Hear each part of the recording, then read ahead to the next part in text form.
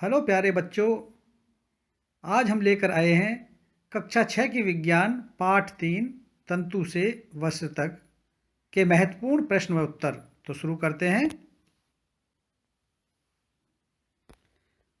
प्रश्न 1, निम्नलिखित तत्वों को प्राकृतिक व संश्लिष्ट में वर्गीकृत कीजिए। नायलॉन, ऊन, रुई, रेशम, पॉलिस्टर, पटसन। उत्तर है प्राकृतिक में आते हैं ऊन, रुई, रेशम और पटसन। संश्लिष्ट में आते हैं नायलॉन और पॉलिस्टर। अगला प्रश्न, नीचे दिए गए कथन सत्य है अथवा असत्य उल्लेख कीजिए। क, तंतुओं से धागा बनता है, ये सत्य है। ख, कताई वस्त्र निर्माण की एक प्रक्रिया है, ये असत्य है। कताई धागा बनाने की एक प्रक्रिया है। ग, जूट नारियल का बाहरी आवरण होता है, ये असत्य है। घ, रुई से बिनोले या बीज हटाने की प्रक्रिया को ओटना कहते हैं, ये सत्य है। अणय, तागों की बुनाई से वस्त्र का एक टुकड़ा बनता है, सत्य है। रेशम तंतु किसी पादप के तने से प्राप्त होता है, ये असत्य है, ये कीड़े से मिलता है। पॉलिस्टर एक प्राकृतिक तंतु है, ये असत्य है। अगला प्रश्न, प्रश्न 3, रिक्त स्थानों की पूर्ति कीजिए। क, डैश और डैश से पादप तंतु प्राप्त किए जाते हैं। ख, डैश और डैश से जांतव तंतु हैं।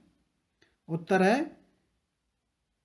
क, रुई और पटसन से पादप तंतु प्राप्त किए जाते हैं। ख, रेशम और ऊन जांतव तंतु हैं। अगला प्रश्न, रुई तथा जूट पटसन पादप के किन अंगों से प्राप्त होते हैं। रुई पादप के फल से, जूट पादप के तने से। प्रश्न 5, नारियल तंतु से बनने वाली दो वस्तुओं के नाम लिखिए। ये हैं थैले और रस्सी। अगला प्रश्न है, तंतु से धागा निर्मित करने की प्रक्रिया स्पष्ट कीजिए। उत्तर, तंतुओं से धागा निर्मित करने की प्रक्रिया को कताई कहते हैं। इस प्रक्रिया में रुई के एक पुंज से रेशों को खींचकर ऐंठते हैं। ऐसा करने से रेशे पास पास आ जाते हैं और तागा बन जाता है। अगला प्रश्न, प्रश्न 1, कपास के पौधों के फलों को क्या कहते हैं। उत्तर, कपास गोलक। प्रश्न 2, किन स्थानों पर कपास पादपों की पैदावार अच्छी होती है। उत्तर, जिन स्थानों पर काली मिट्टी और उष्ण जलवायु होती है। प्रश्न 3, पादप के किस भाग से जूट या पटसन प्राप्त होता है। उत्तर, तने से। अगला प्रश्न, पटसन किस मौसम में बोया जाता है। उत्तर, वर्षा के मौसम में। प्रश्न 5, जूट या पटसन को उगाने वाले दो प्रदेशों के नाम लिखिए। उत्तर, पश्चिमी बंगाल और असम। प्रश्न 6, तंतु क्या हैं। उत्तर, तंतु धागे की पतली लड़ियां होती हैं जिनसे तागा बनता है।